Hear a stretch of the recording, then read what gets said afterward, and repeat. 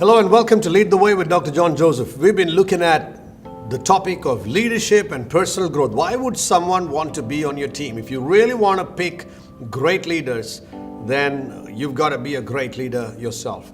Leadership is growth is a process. Nobody is born a leader.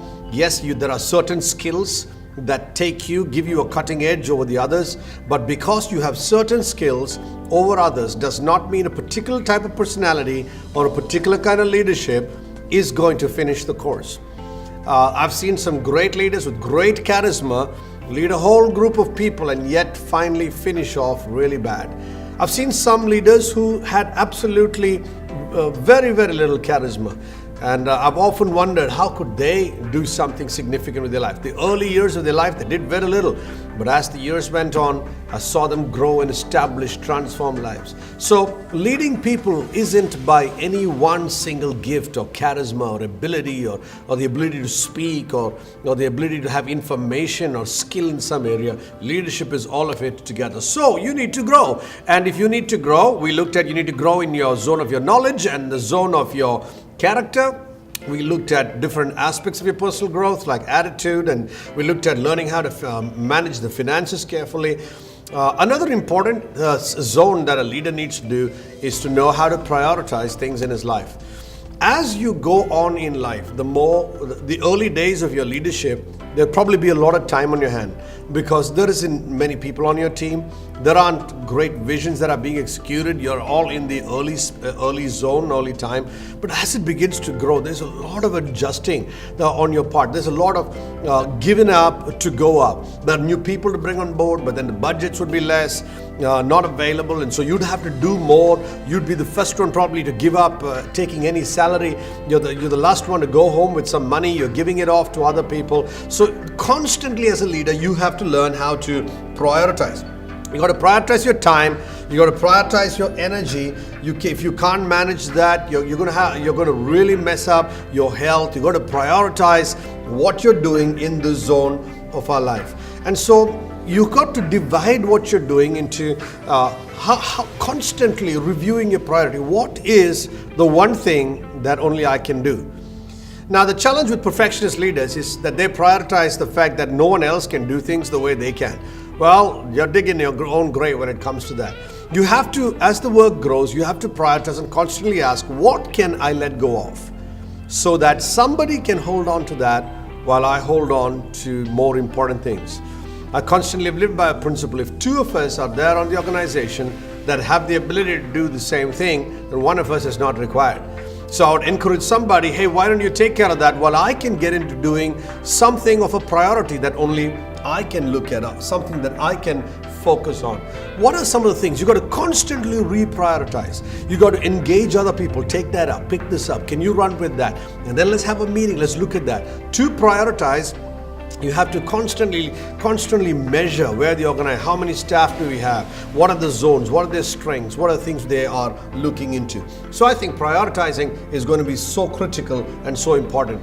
Another thing, as a leader, you really need to take time to think.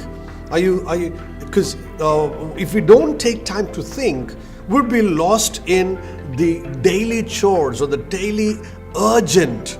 We'll call on our time all the time.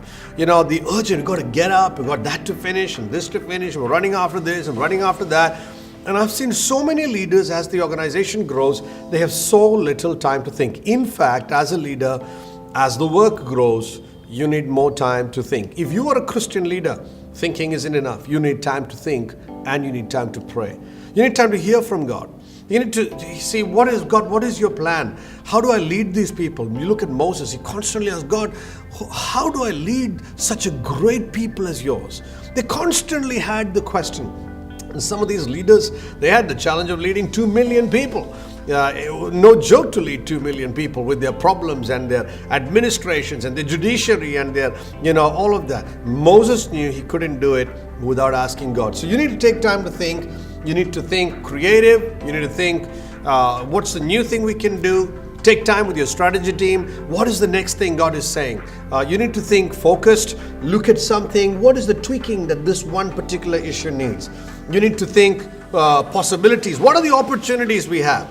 Are there some new things that we can engage in? Are there some, is some sector of technology dying out? And we really need to get into this new technology. Otherwise, we're going to be left behind in the market. You need to take time of possibility thinking. You need to take time of reflective thinking, looking back and saying, hey, we did all these things. What is the result of what we have done all these years? You need to take time for realistic thinking, to think practically. You need to take time for strategic thinking, to plan 5 steps ahead. What do we do here? And when we get there, what do we do there? So as a leader, you are constantly called to come to a place of constant thinking, because thinking is going to be very, very, very important for you.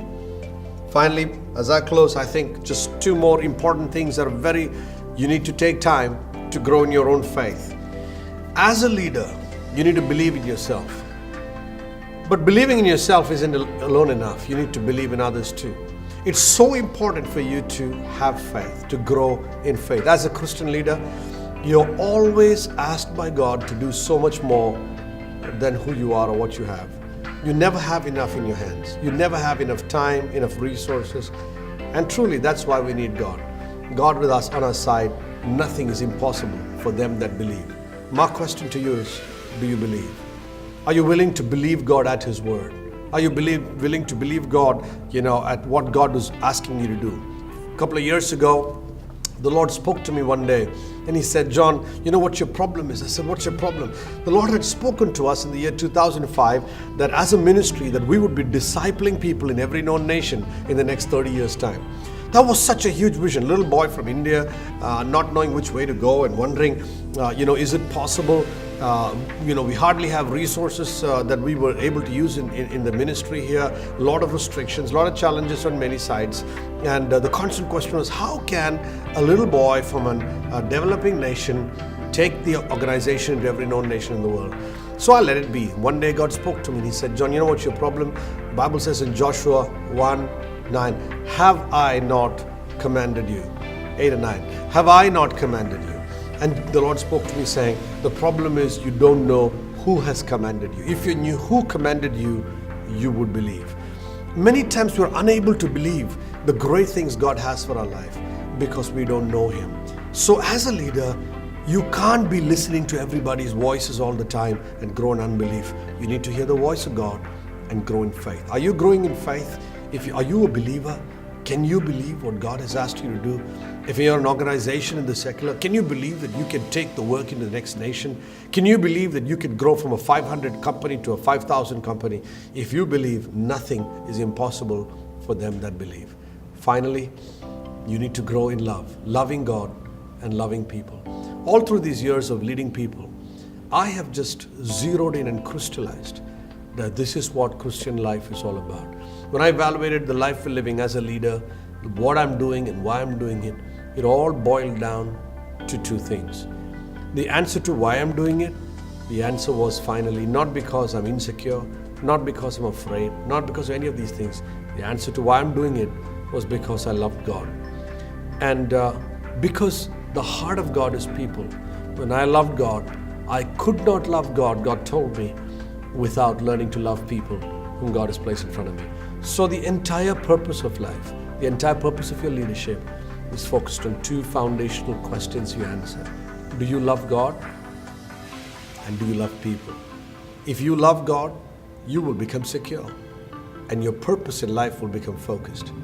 And if you love people, you will know what to do with your love for God. Have a great life ahead. Keep leading, keep growing, and you will soon see great leaders want to come and be part of your ministry and organization.